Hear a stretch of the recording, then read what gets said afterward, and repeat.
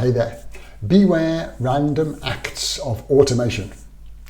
Now, don't get me wrong, I like automation in many respects. I like being able to do well-structured, repetitive tasks faster and more accurately than I can do manually. However, what we choose to automate, particularly in this chapter of industrial growth, can have very negative consequences for the value we deliver to our clients. Stay tuned.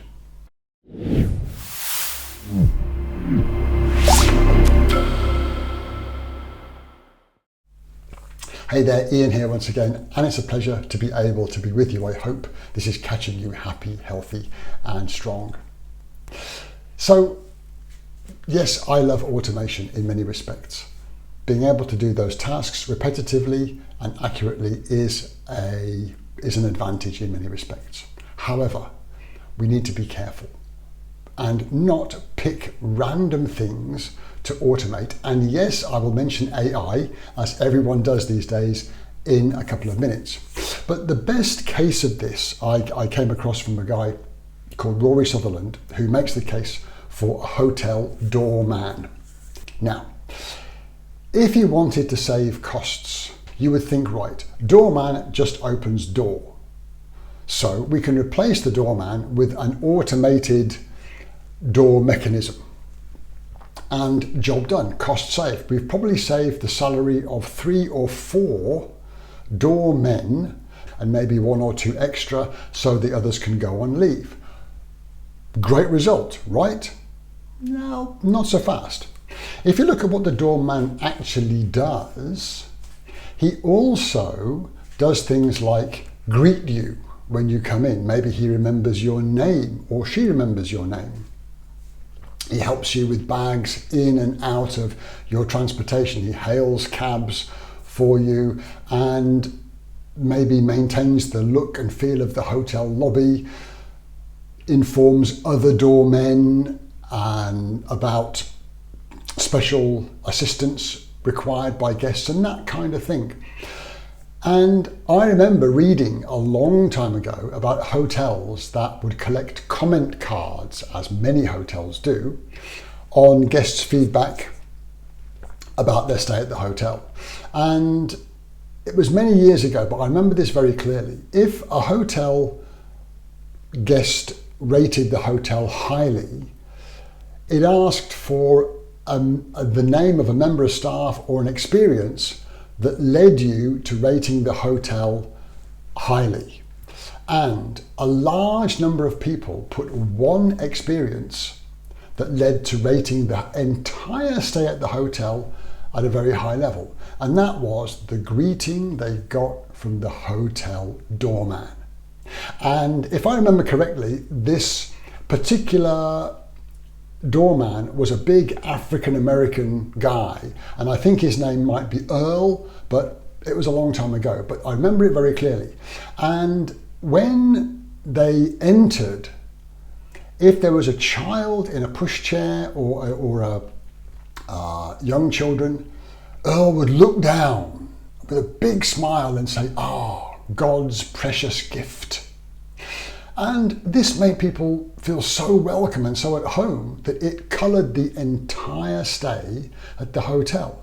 Now, we don't get that value of all the other things that the doorman does from an automated mechanism.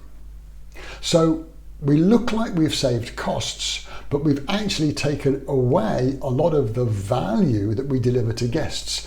And in point of fact, opening the door is probably the least important function of the doorman.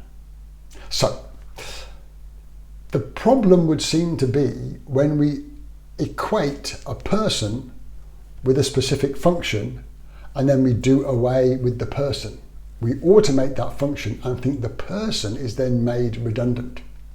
That can be dangerous because that person might do a lot of other things that don't appear immediately obvious. Here's another example.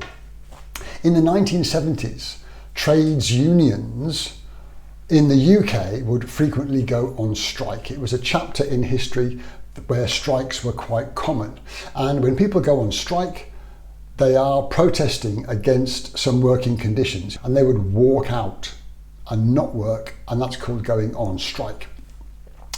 If they didn't want to take that action, but they wanted to protest, they would do something called work to rule.